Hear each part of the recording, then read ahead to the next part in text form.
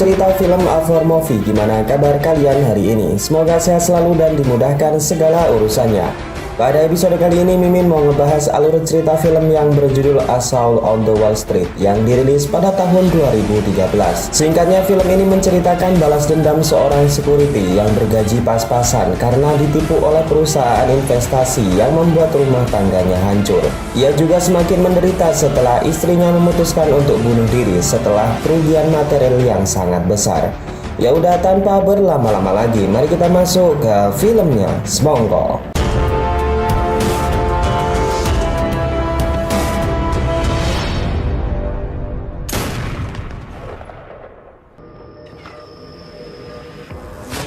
Film dibuka dengan memperlihatkan perusahaan investasi yang berada di Wall Street, Amerika Serikat. Diketahui juga kondisi perekonomian Amerika tengah memburuk dan membuat bunga bank naik drastis dari tahun-tahun sebelumnya. Melihat kondisi tersebut, CEO perusahaan yang bernama Jeremy membuat sebuah kebijakan tidak masuk akal. Ia menyuruh-suruh pegawai untuk mencari klien sebanyak-banyaknya agar mau menginvestasikan uangnya demi kepentingan perusahaan semata.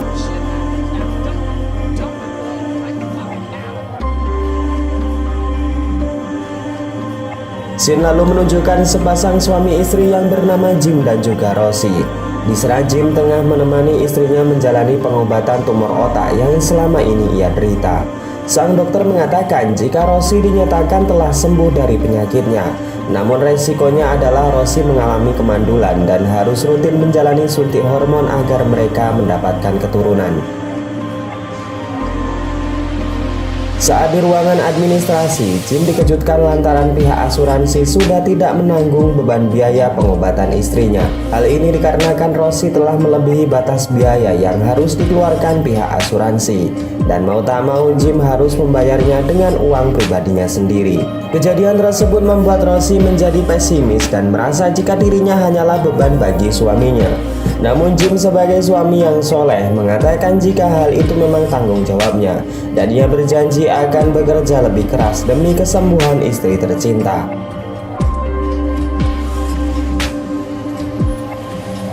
Keesokan harinya kita akan dibawa ke dalam rutinitas harian Jim, di mana ia bekerja sebagai petugas keamanan yang mengawal truk lapis baja yang mengantarkan uang ke bank swasta. Bersama dengan rekan kerjanya yang bernama Sean, Jim sedikit mengeluhkan kondisi ekonominya yang tengah memburuk. Sebagai sahabat yang baik, Sean terlihat sangat peduli dan ia pun mau membantu segala kesulitan Jim. Selepas istirahat makan siang, Jim dan Sean pun pergi menemui rekannya yang bernama Frank dan juga Teddy yang bekerja sebagai polisi lalu lintas. Di meja tersebut ternyata yang mengalami kesulitan ekonomi bukan hanya Jim seorang diri. Frank dan Teddy juga mengeluhkan dana pensiunan mereka yang akan dikurangi oleh negara karena alasan inflasi. Frank yang kesal mengatakan jika penjahat sebenarnya adalah mereka, para pejabat yang duduk di Wall Street.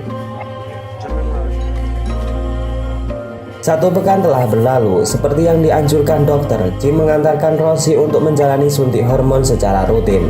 Dan sekali lagi Jim harus membayar biaya pengobatan istrinya menggunakan dana tabungan pribadinya. Di malam harinya Jim terlihat sangat galau. Terungkap jika Jim sebelumnya telah menginvestasikan uang tabungannya sebesar 13 juta dolar di perusahaan investasi di awal film tadi. Ia berharap uang tersebut akan semakin berkembang demi masa depan keluarganya. Namun pada kenyataannya krisis ekonomi dan inflasi di Amerika membuat dana tersebut terancam akan hangus. Di keesokan harinya Jim menelpon seorang broker yang bernama Robert. Jim mengenal Robert karena dialah broker yang menawarkan investasi dan menjamin uangnya. Setelah mendengar keluh kesah yang dirasakan oleh Jim, Robert dengan santainya mengatakan jika uang yang sudah masuk ke dalam dana investasi tidak bisa ditarik kembali karena mereka telah menyetujui kesepakatan. Sepulangnya di rumah, Jim kembali dihadapkan oleh kenyataan di mana bank telah mengirimkan surat tagihan bunga pinjaman. Ia juga semakin muak lantaran perusahaan investasi juga menuntut pembayaran sebanyak 60.000 dolar dengan alasan yang sungguh tidak jelas. Di titik ini Jim pun baru sadar jika selama ini ia telah ditipu oleh broker. Ia pun langsung menelpon Robert dan mengatakan jika dirinya akan menuntut Robert ke pengadilan. Keesokan harinya Jim mendatangi seorang pengacara dan mengatakan keluh kesahnya. Di sana Jim lagi-lagi harus mengeluarkan uang jika ia ingin mendapat pembelaan nanti di meja pengadilan. Keesokan harinya selepas makan siang, Jim dan teman-temannya kembali berkumpul di meja makan. Di sana barulah mereka tahu kesulitan yang tengah dirasakan oleh Jim. Namun sayangnya mereka tidak banyak membantu lantaran sama-sama mengalami kesulitan finansial. Singkatnya, setelah Frank dan juga Freddy pergi, Sean sebagai sahabat terbaik merelakan tabungannya agar Jim dapat menyewa pengacara. Berbagai usaha sebenarnya telah dilakukan oleh Jim, dimulai dari mendatangi bank dan meminta waktu perpanjangan pelunasan hutang tanpa membebankan bunga bank kepada peminjam.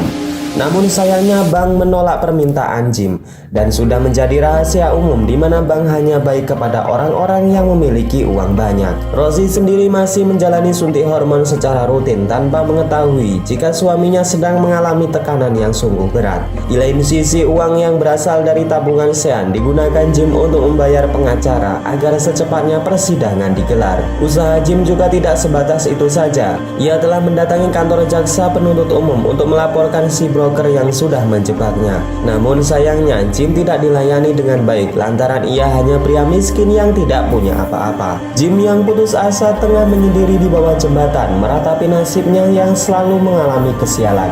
Ia terus direndahkan dan bahkan tidak digubris saat menyuarakan ketidakadilan. Yang ia punya hanyalah teman sejatinya, yaitu Sean, yang selalu mendukungnya dan menguatkan kehidupan yang pahit ini.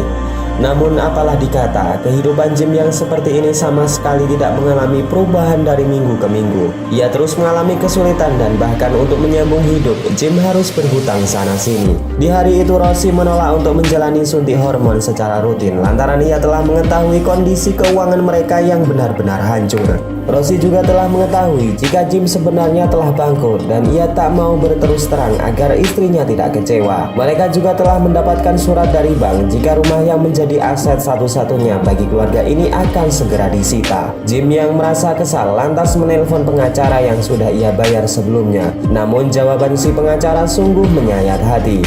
Ia mengatakan jika broker dilindungi oleh hukum dan tidak bisa dituntut di pengadilan. Rosie yang ikut mendengar ucapan si pengacara menganggap jika sumber masalah ini adalah dirinya sendiri. Agar tidak menjadi perdebatan yang panjang, Jim pun meminta izin kepada istrinya untuk kembali bekerja. Setibanya di kantor, Jim dipanggil oleh sang atasan.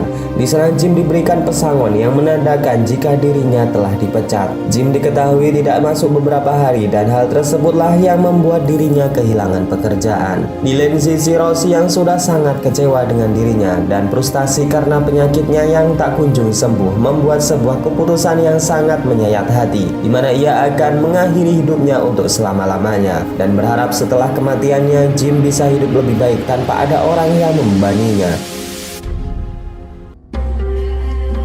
Setibanya di rumah, Jim dikejutkan dengan sepucuk surat yang tergeletak di atas meja beserta dengan cincin pernikahannya. Jim semakin kacau setelah menyadari jika orang yang selama ini ia cintai pergi untuk selama-lamanya.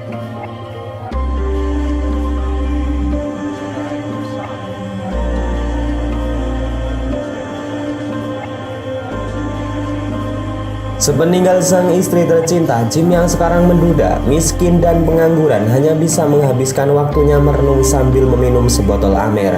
Sean yang terus menghubunginya juga ia tolak karena ia masih tidak percaya jika hidup yang sesingkat ini akan berakhir sangat menyedihkan. Di suatu malam, Jim yang sedang melintas tak sengaja melihat bosnya yang sedang berpesta ria. Jim yang masih kesal karena ia dipecat dengan alasan yang tidak jelas meluapkan emosinya dengan mendorong bosnya sampai ia tewas tertabrak sebuah mobil. Kematian si bos ditayangkan di berita nasional. Di sana polisi menyatakan jika korban tertabrak mobil dikarenakan sedang mabuk. Kejadian tersebut dinyatakan murni kecelakaan karena tidak adanya saksi yang melihatnya. Jim yang semula hanya diam meratapi nasibnya mulai merencanakan sebuah ide gila yang akan menjadi inti keseruan dalam film ini. Pada mulanya, Jim membeli sebuah majalah untuk mengumpulkan data orang-orang penting yang menjadi dalang bobroknya sistem kapitalisme ini, dan ia pun akan melakukan aksi balas balas dendam. Scene selanjutnya kita akan diperlihatkan di mana rumah Jim akan segera disita oleh pihak bank. Jim mengemasi barang-barangnya termasuk senjata yang ia miliki sewaktu menjadi petugas keamanan dulu dan meninggalkan rumah yang menjadi saksi bisu kehangatan keluarganya. Untuk sementara waktu Jim menyewa sebuah motel yang sudah tua dan murah untuk tempatnya berteduh. Sean dan kedua polisi sahabatnya juga sangat khawatir dengan Jim. Mereka menelpon dan mengatakan akan membantu Jim sekuat yang mereka mampu. Namun Jim yang tengah menyusun rencana mengatakan jika ia masih belum siap bertemu dengan mereka. Sadar jika aksinya ini membutuhkan senjata dan amunisi yang banyak, Jim pun datang ke toko senjata dan membeli beberapa pistol dan senjata otomatis yang ia butuhkan. Jim juga kembali mengasah skillnya di bawah jembatan saat malam hari karena ia tidak punya uang untuk menyewa latihan menembak.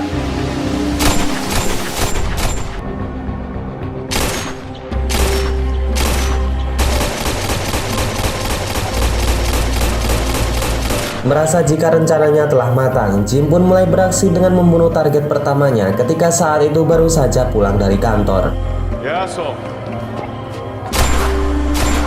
Berita televisi seketika mengabarkan jika wakil presiden pialang saham telah mati tertembak seseorang.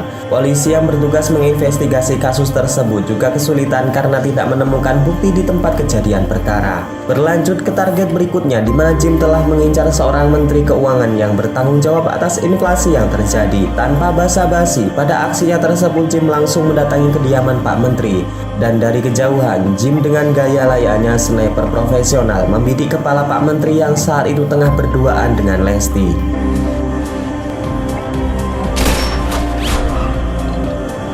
Berita terus mengabarkan jika adanya teror bagi petinggi negara di sektor keuangan. Namun Jim yang tidak pernah meninggalkan jejak dalam setiap aksinya membuat pihak berwajib kesulitan menguak masalah ini.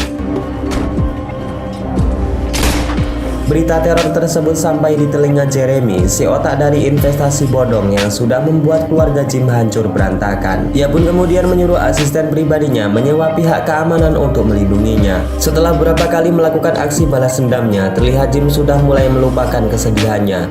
Ia kembali berkumpul dengan rekan-rekannya untuk makan siang. Sean dan kedua rekannya sangat gembira saat melihat Jim dalam kondisi yang baik-baik saja. Obrolan mereka kemudian terfokus kepada isu yang sedang hangat diperbincangkan. Di sana Jim mengatakan jika dialah pelaku yang membunuh para petinggi di sektor keuangan tersebut. Namun kendati demikian, ketiga rekannya hanya menganggap jika Jim sedang bercanda. Mereka tidak percaya karena tahu jika Jim adalah warga Amerika yang baik dan patuh terhadap hukum. Keesokan harinya Jim mendatangi kantor investasi milik Jeremy dan menyamar sebagai petugas kebersihan. Di sana Jim mulai mempelajari setiap sudut ruangan dan posisi strategis untuk menghabisi para targetnya.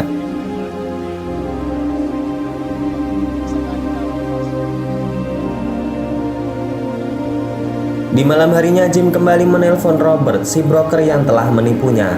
Jim mengatakan jika ia ingin bertemu karena hendak menginvestasikan uangnya dari hasil menjual Lesti.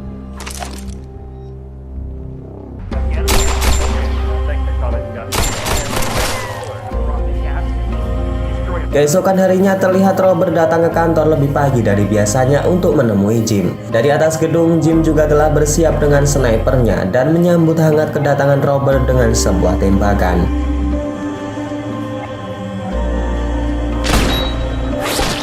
Setelah membunuh Robert, Jim yang sudah beberapa hari mempelajari sudut ruangan kembali beraksi dengan menembaki para broker-broker yang tengah bekerja menipu setiap kliennya.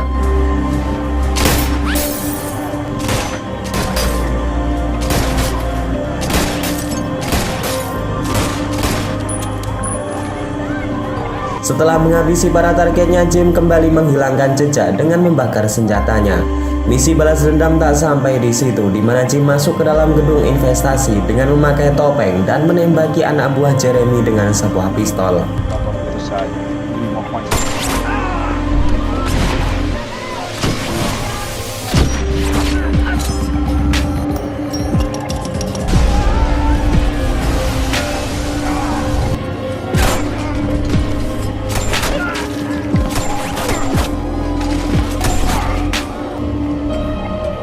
Pada adegan intinya, Jim sampai di ruangan Jeremy, si dalang yang telah membuat banyak warga miskin semakin menderita. Namun entah apa yang terjadi, Jim justru tidak menembak Jeremy, melainkan membuat skema jebakan dan membuka identitasnya dan meletakkan pistol di atas meja.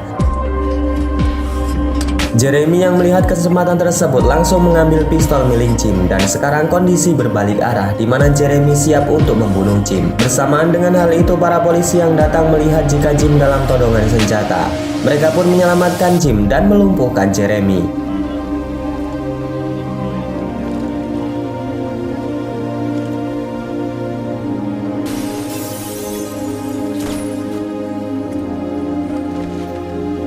Siasat tersebut berhasil dijalankan dengan mulus, di mana para polisi mengira jika Jim adalah korban, sedangkan Jeremy adalah pelaku penembakan yang telah membunuh anak buahnya sendiri. Hal itu diperkuat di mana Jeremy yang terkenal sebagai bos yang suka mengintervensi anak buahnya, sedangkan Jim yang sengaja melukai lengannya sendiri dinyatakan sebagai korban.